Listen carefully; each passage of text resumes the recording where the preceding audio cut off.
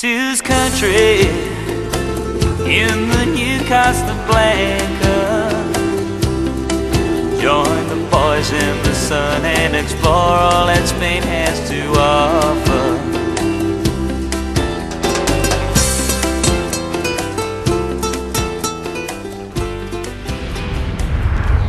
Hey, a bodega. Brilliant place where you can get a little bit of wine or a great big bit of wine and liven up your lunch hour. I went to one last time I was in Spain. Hey, this is not bad. Now you bring me to a bodega where you can get a nice quick glass of wine during the day. A cheap glass of wine. Yeah. Only this one's a bit different because you can bring your own bottle and fill it up. They've got loads of dead brill wines around here, like red ones and white ones and fizzy ones. Fantastic. So you just bring whatever you want, pour it in. What have you brought? Well, that'll just about cover your trifle, that will. Hey, well, don't drink it all at once, will you? There you go. Fill it up. Right, in the meantime, we'll get on with today's programme, where we're going to go to Colossa to see the waterfalls, Taberna sausages and Guadalest guard the east with its fortress. Oh, yeah. Yeah, well, I've brought a bucket.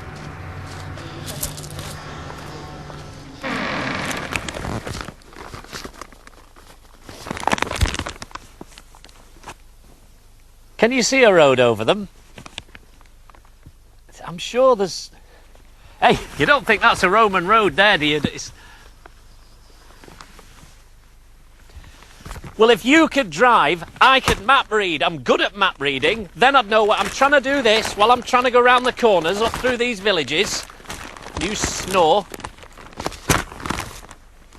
Look, loathed as I am to do this so early on in the programme, you couldn't get that cat-loving idiot back in the control room to do a map, could you? And let us know where we are, please.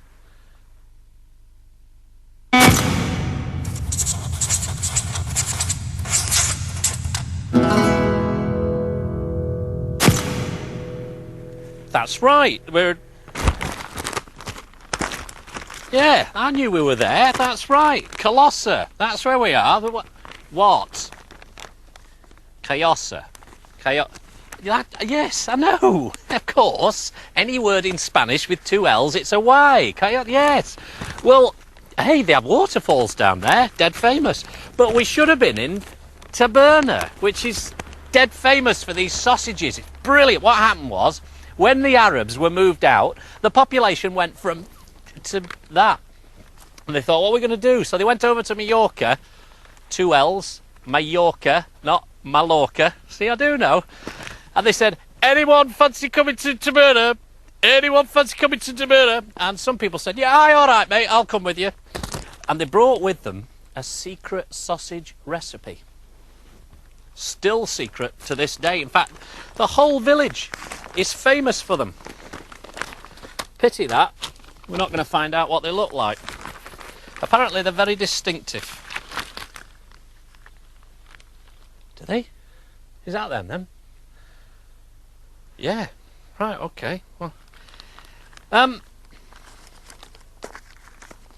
with it being such a hot day, and with the waterfalls, which are spectacular, they've got restaurants, cafes, things like that, cooling breeze from the spray of the water, being a few miles down there, why don't you go and see them? I'll stay here and I'll struggle with these sausages. It's all up. There's another one. There's your map, all about the waterfalls, right? And there's your ticket to get in. It's lovely. You'll love it. Honestly, I'm doing you a big favour. You go and do that, and I'll struggle on with these.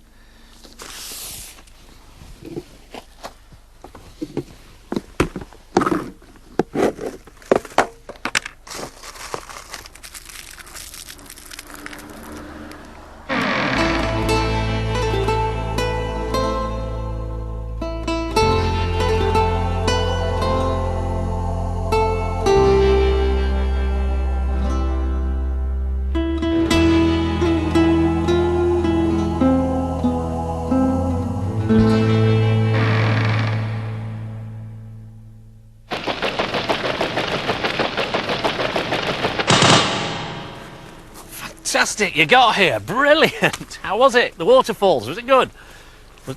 You look a little peaky. I suppose it is a bit of a journey up, isn't it? Anyway, it'll do good. Not to worry. Mirador. Now, if I remember correctly, when I was doing all the filming on Lanzarote, I went to a Mirador, and I think it meant a lookout point, and boy, what a place to look out. In fact, why don't we just show some of my clever pictures from Lanzarote?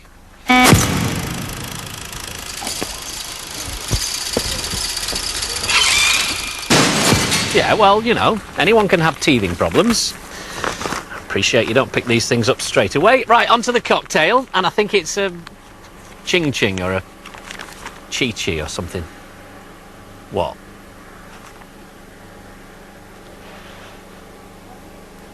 No, I've just been talking to the locals.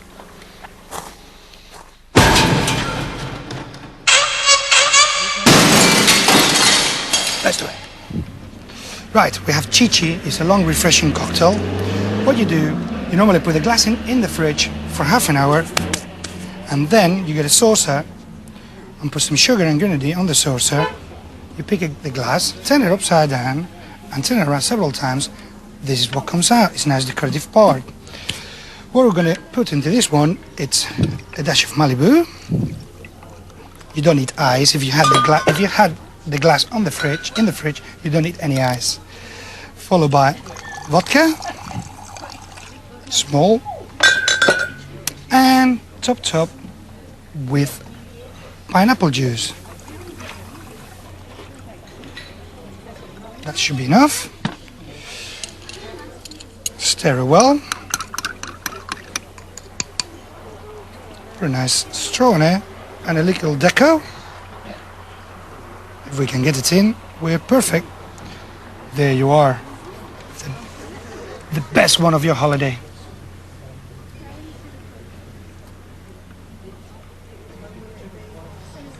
I think that's pretty good. I'm getting better. Cesar Manrique. That's who it was. That's who made it.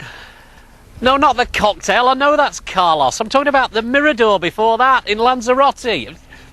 Never mind. Look, down there. Olives. At the bottom of an olive tree. And do you know how you pick them up? You have a little machine that you take along the ground like this, and it's like, looks like you're mowing the soil, and it picks them up. Brilliant. So that's what we came all the way up here for, to see that. No, we didn't. Guadalest, up there. Look. Guard of the East. A fortress on top of a mountain. 1,500 metres high, above sea level, which is down there. Benidorm. We've climbed up. The Moors built this 1,200 years ago. A fantastic stronghold. James I, when he took it, eventually said that his men needed wings on their armour in order to get up into what is described as the eagle's nest of the Costa. Now there's almost a reason for this, because Guadalest is quite tall, so we're going to do buildings and also their different heights. So start off with an apartment. Apartamento. Apartamento. A house. Casa. Casa, that's a good one. Balcony. Balcón. Balcón. Ground floor. Planta baja. Planta baja. And then the plantas go up, do they? Planta una, planta dos, or? Bueno, planta primera, segunda, tercera. Right, okay, I'm with you. And a hotel. Hotel? Hotel. No, without an H. Hotel. Hotel. You can tell that it was a Moorish settlement just by looking at the valley. Terracing right the way up to the foot of the cliffs and right the way down the valley as far as you could see. Moors tribes, different ones, working the land. And only one entrance to the castle. No one ever got through that door in all of the time that it was occupied. Even James I did what he usually did, which was get a circle of men round the castle and wait. Starve them out. He'd sit down, have a glass of wine, say, OK, lads, we'll be here for a few months, let's relax. Sort of a soldier's that. Come on, let's go in.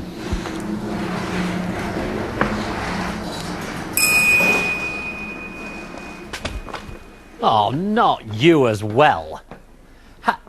Forget it. Look, inside the castle is just like any other castle, really. Houses, because that's what it's all about. Houses and churches and places to live and survive. No. Why is it you always do it when I'm in the middle of a bit that I love? Right, okay, Tim's terribly topical tip. News from home, in order of importance, is that the girl from the chip shop has got another cat called Sammy. She called the first one Sammy as well, so it can get difficult calling them in for Brekkie. Brekkie? Plus, that feature film firm has turned down your 1066 proposal, so you'll have to put Willie the Conch back on ice. This is in importance, is it, eh? It's all about communications, letters and postcards. Apparently they both cost the same to send to the UK. Viz.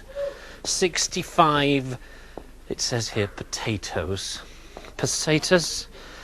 It takes 3 to 4 days to get them back here, so don't post just before you leave. If you want the post office, ask for Oficina de Correos. I nearly said that, didn't I? And remember, Spanish postboxes are yellow, but be careful, so are bananas.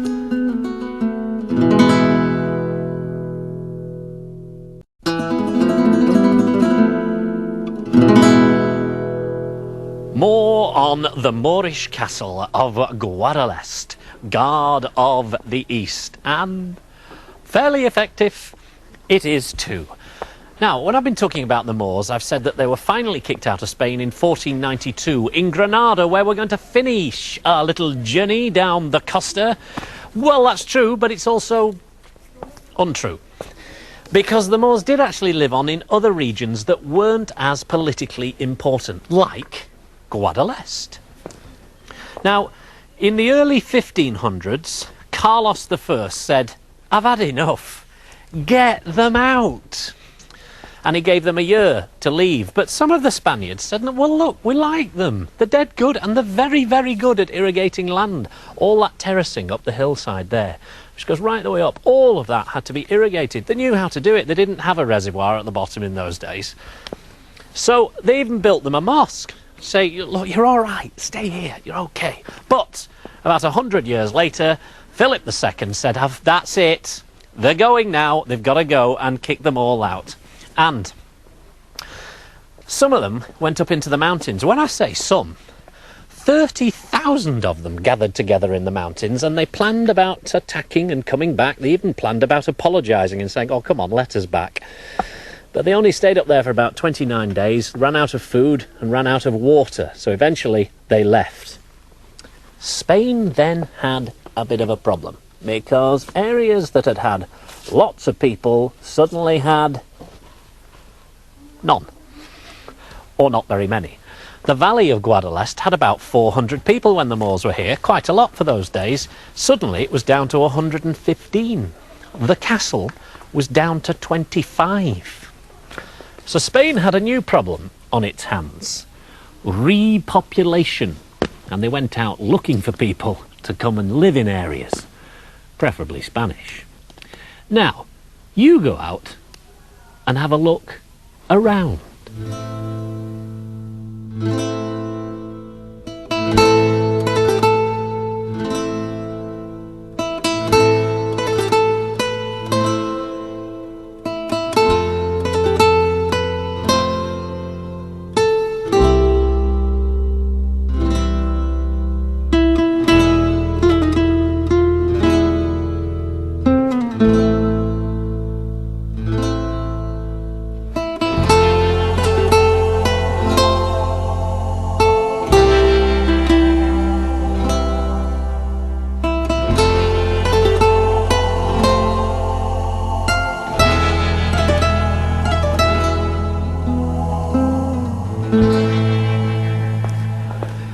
So, time for the foodie bit, hey?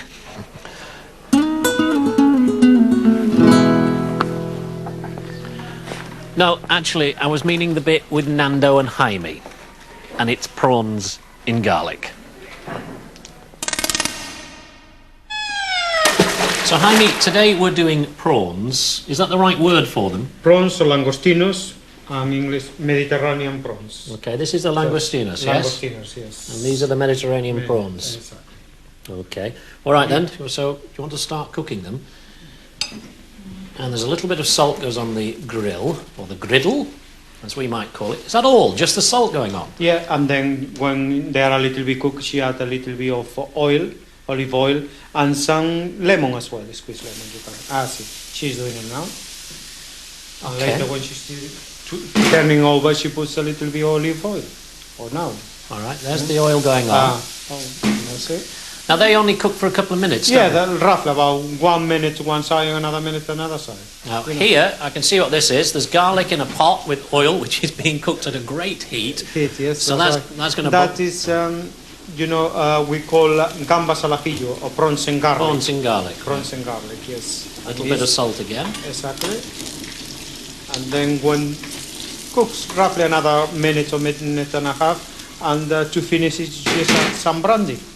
So they're flambéed. Some flambe, yes, that's it. Okay. So those on the other side, they're going to need turning in a second, are they? Yeah, that's right. She's doing it now. She's Right. turning it over. And it's as simple as that. As simple as that, yes. And you could do that under a grill as well. I mean, just because you're doing it on top of a grill. On top don't of, you? yes, but or even in a fry pan. You can do it in a fry pan as well.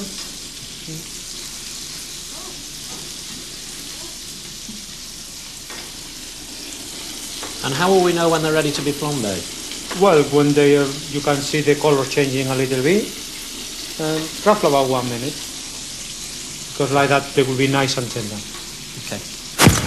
So there's those done. They are done. They're ready to be served. And it looks as though we're about ready to flambe the other ones as well. Yes. Do I need to stand back here? No, it's okay. No, it's alright. Oh, you take the plate straight like that to the customer, do you? Well, with You let it die down a little yeah, bit. we don't want to burn the the restaurant. That's it. So when your prawns and garlic come to you bubbling, that's why they're bubbling. It's as Yeah. hot as that. That's what I like. Yes. Fantastic. And But nice be and careful. tender. Yeah, very tender. Lovely.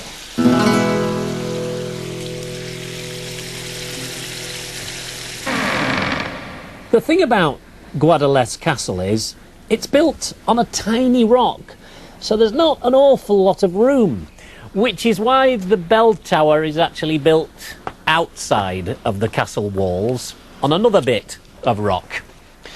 When James I took this place, he gave it away. They did that sort of thing, either when they owed someone a debt of gratitude or literally when they owed someone some money.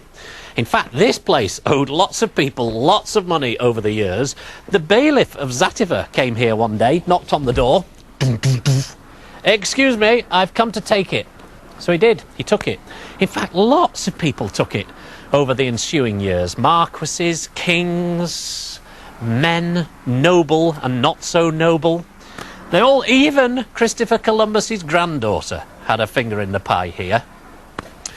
The Cardonas ended up controlling this place. What? That's their family home. What, the white one? That's right, absolutely. You see the emblems on that. I knew that. In fact, I don't think there's a single person in the whole of Valencia that hasn't had some sort of part to play in the future of Guadalest. There's a lovely saying, that they have in Valencia, which is, "You are under the moon of Valencia." Castles would close their doors at 10 o'clock at night, and if you weren't in, you were out, under the moon, having to cope for yourself, right? So, if you're not concentrating, if you're not watching the time, or you're sort of daydreaming a bit, you are under the moon of Valencia. The next Brit we're about to meet will never be under the moon of Valencia. Now, if you fancy a good Indian meal while you're on the Costa, you could do a lot worse than Peru Blake's place, because you set up the first Indian restaurant in this area, didn't you? That's right. Why Spain? Because to cater for the English people and other nationalities that wanted to try Indian cuisine, and it had a potential for working. How did the Spanish, first of all, react to Indian cuisine, and how did they react to you as an Indian?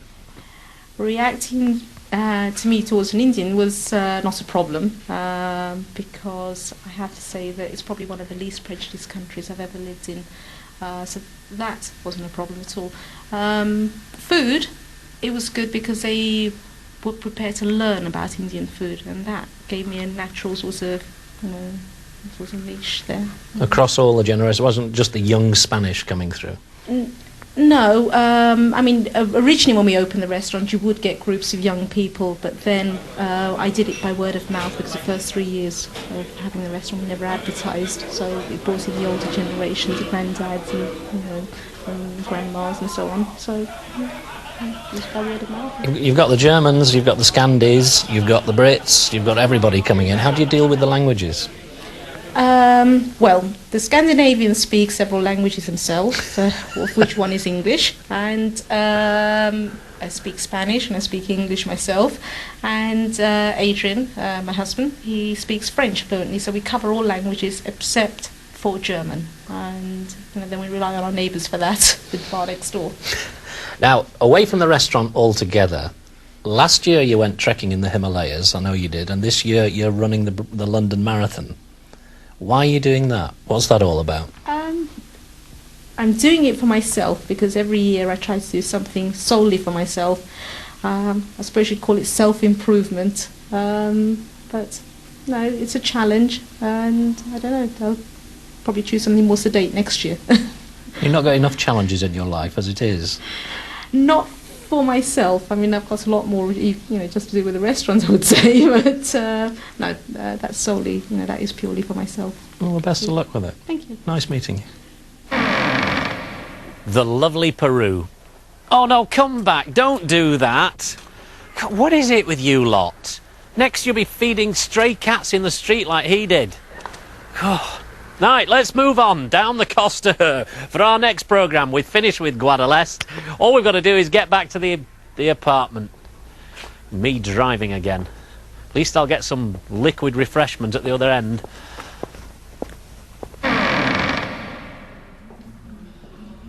I didn't get any because, well, it hasn't got a top on it, you see, and besides the mop's been in it, and it's a bit of a mess. Did you get any?